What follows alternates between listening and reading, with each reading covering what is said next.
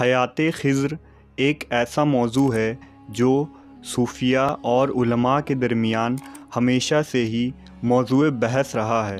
بے شمار کتابیں لکھی گئی، رسالے لکھے گئے اور فتاویٰ دیے گئے، لیکن کسی نتیجے پر پہنچنا آج تک ناگزیر رہا۔ خضر علیہ السلام کا اصل نام ابو العباس بلیہ بن ملکان تھا۔ محمد طباطبائی نے اپنی تفسیر میں خضر علیہ السلام کا اصل نام صالح بن ملکان لکھا ہے، جو کہ سام بن نوح کی نسل سے تھے۔ سورہ کہف میں جس نیک بزرگ کا ذکر ہے، جمہور مفسرین کے نزدیک وہ خضر علیہ السلام ہیں۔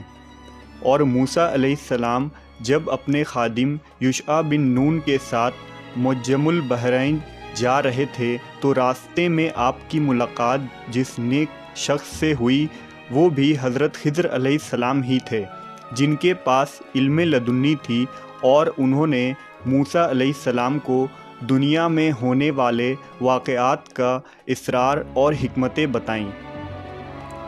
بعض عارفین نے لکھا کہ خضر علیہ السلام کے معنی سبز چیز کے ہیں۔ آپ جہاں بیٹھتے تھے وہاں آپ کی برکت سے ہری ہری گھاس اگ جایا کرتی، اس لیے لوگوں نے آپ کو خضر کہہ کر پکارنا شروع کر دیا۔ حضرت خضر علیہ السلام کے آبا و اجداد بادشاہ تھے اور مسلمان بھی۔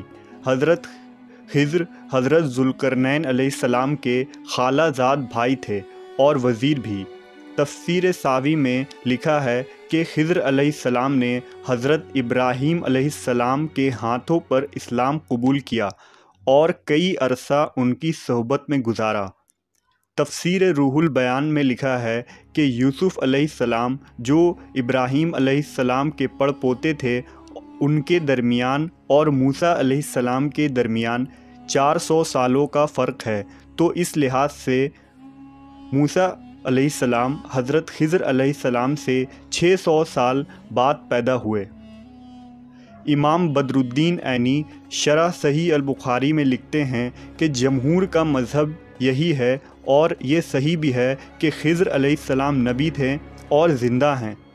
اکثر مشائخ اور صوفیہ بھی اس نظریہ کے قائل ہیں۔ شیخ ابو عمر بن صلاح کہتے ہیں کہ حضرت خضر علیہ السلام جمہور علماء اور صالحین کے نزدیک زندہ ہیں، کیونکہ انہوں نے آب حیات میں غسل فرمایا تھا۔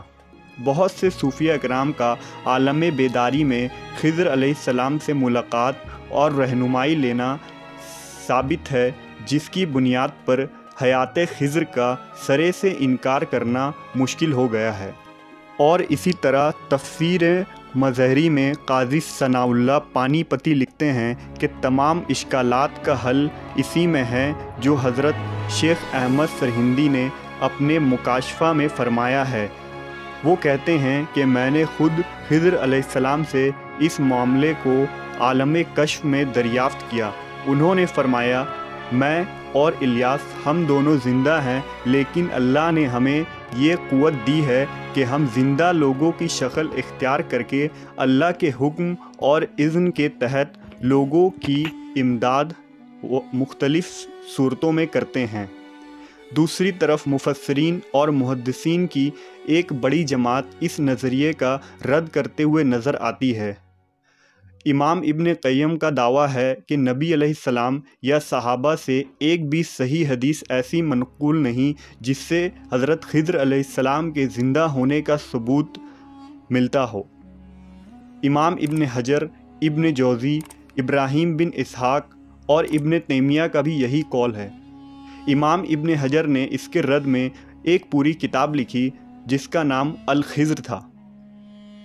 اسی طرح علی بن موسیٰ الرضا نے کہا کہ خضر علیہ السلام کی زندگی کو کیسے صحیح مانا جا سکتا ہے جبکہ وہ نبی علیہ السلام کے ساتھ جمعہ و جماعت میں شامل نہیں ہوئے، اور آپ صلی اللہ علیہ وسلم کے ارشاد کے باوجود آپ کے ساتھ جہاد میں بھی شریک نہ ہوئے۔